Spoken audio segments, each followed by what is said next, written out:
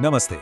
चलिए आज की चर्चा सीधे शुरू करते हैं। हम अपनी पिछली बातचीत को ही आगे बढ़ा रहे हैं, जहां हम डबरा के क्रांतिकारी संत के उस गहरे और जबरदस्त प्रभाव को समझने की कोशिश कर रहे थे जो उन्होंने अपने अनुयायियों पर डाला था। तो आज हम पंडित लीलावत शर्मा जी की किताब पूज्य गुरुदेव के मार्मिक संस्मरण से जिस प्रसंग का विश्लेषण करने जा रहे हैं ना, वो सच में आपके रोंगटे खड़े कर देगा। पुत्र की आयु बढ़ाई नाम का ये प्रसंग सिर्फ एक घटना नहीं है, ये आस्था, समर्पण और उस चमत्कारी शक्ति का एक जीता जागता सबूत है जिसने न सिर्फ एक बच्चे की किस्मत बदल दी, बल्कि जीवन और मृत्यु के गहरे रहस्यों से भी पर्दा उठा दिया। इस पूरी कहानी की गहराई को समझने के लिए हमें शुरुआत में मोहन लाल दलाल की उस भयानक निराशा को महसूस करना होगा। जरा उनके इन हृदय विदारक शब्दों को सुनिए। मैं कहां तक हिम्मत करूं? अब मेरी हिम्मत टूट गई है, मैं तो प्राण त्याग ही करूंगा। सोचिए, उन्होंने अभी अभी अपने 1 साल के बेटे को खोया था। किसी भी माता पिता के लिए अपने बच्चे को खोने का दुख असहनीय होता है, और इन शब्दों में एक टूटे हुए पिता की वो हताशा साफ झलकती है जिसे संभालना किसी के भी बस में नहीं था। एक पिता का गहरा शोक। इस भयंकर त्रासदी ने एक ऐसी स्थिति पैदा कर दी जिसने एक ऐसे वादे को जन्म दिया जो पहली नजर में बिल्कुल असंभव सा लगता है। घटनाओं के इस दर्दनाक क्रम को देखिए। हुआ कुछ यूं था कि एक ही साल के अंदर 3 नवजात बच्चों की एक के बाद एक मौत हो गई। इसके बाद जो गहरा शोक और प्राण त्यागने तक की निराशा छाई, वो तो लाजमी थी। फिर उस हताश पिता को संभालने के लिए लेखक ने एक बहुत ही अविश्वसनीय और पूरी तरह से विश्वास से भरा वादा कर दिया। उन्होंने कहा कि अब जो पुत्र होगा वो लंबी आयु वाला होगा। और ठीक अगले साल अगले पुत्र का जन्म हुआ। गुरुदेव का आश्वासन और यज्ञ, जीवन का एक बहुत बड़ा वादा। चलिए देखते हैं कि इस नामुमकिन से लगने वाले वादे को पूरा करने के लिए क्या कदम उठाए गए। उस बच्चे की आयु की रक्षा के लिए कोई साधारण उपाय नहीं, बल्कि एक भव्य 5 कुंडीय गायत्री यज्ञ की तैयारी शुरू हुई। सारे रिश्तेदार जुट गए, कार्यकर्ता पूरे उत्साह से लग गए। घर में जो मृत्यु का शोक था ना, उसकी जगह एक उत्सव के माहौल ने ले ली।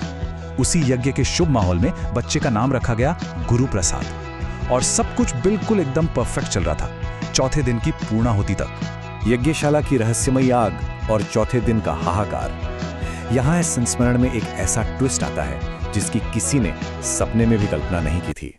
मूल संस्मरण को पढ़ें तो हम उस पल की दहशत को सीधे महसूस कर सकते हैं। पुराणाहुति हो चुकी थी, सब लोग शांति से परिक्रमा कर रहे थे, और अचानक न जाने कहां से यज्ञशाला में आग लग गई। ये आग पल भर में इतनी भयंकर हो गई कि उसने पूरी की पूरी यज्ञशाला को भस्म कर दिया। सोचिए, वहां हजारों लोग मौजूद थे। क्या दहशत फैली होगी वहां। जहां कुछ देर पहले पवित्र मंत्र गूंज रहे थे, वहां अचानक बस रोना पीटना और हाहाकार मच गया। अब यहाँ ना 2 बिल्कुल विपरीत चीजों का बहुत ही अजीब कॉन्ट्रास्ट देखने को मिलता है। एक तरफ तो भारी तबाही है, यज्ञशाला राख हो गई, लोग घबराए हुए हैं, और कुछ पंडित तो ये तक आरोप लगाने लगे कि जरूर कोई अनर्थ हो गया है, गलत मंत्र पढ़े गए हैं। लेकिन दूसरी तरफ के चमत्कार पर गौर कीजिए। इतनी भयंकर आग और हजारों की भागदौड़, फिर भी किसी एक इंसान को खरोच तक नहीं आई, कोई जला नहीं। और सबसे ज्यादा हैरान करने वाली बात, परम पूज्य गुरुदेव और गायत्री माता के चित्र पर आग की एक लपट ने छुआ तक नहीं। है ना हैरानी की बात। ऐसे में जो सबसे बड़ा सवाल उठा वो ये था, ये अनर्थ आखिर हुआ क्यों? जरा उस लेखक की मानसिक स्थिति के बारे में सोचिए। उन्होंने अपने गुरु के भरोसे एक इतने बड़े कार्यक्रम की जिम्मेदारी ली थी जिसका अंत इतना विनाशकारी लग रहा था। इस भारी पश्चाताप की वजह से वो इंसान पूरी रात सो नहीं पाया, बस करवटें बदलता रहा कि ये क्या हो गया और अब इस परिवार का क्या होगा। गुरुदेव का त्रिकालदर्शी पत्र। उस भयानक रात के बाद अगली सुबह कुछ ऐसा हुआ जिसने सब कुछ बदल कर रख दिया।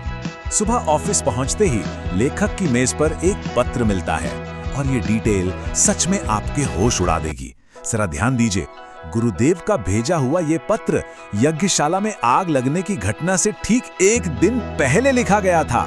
जी हाँ, 1 दिन पहले। और सबसे बड़ी बात, गुरुदेव को तो इस यज्ञ के बारे में कोई भनक तक नहीं दी गई थी।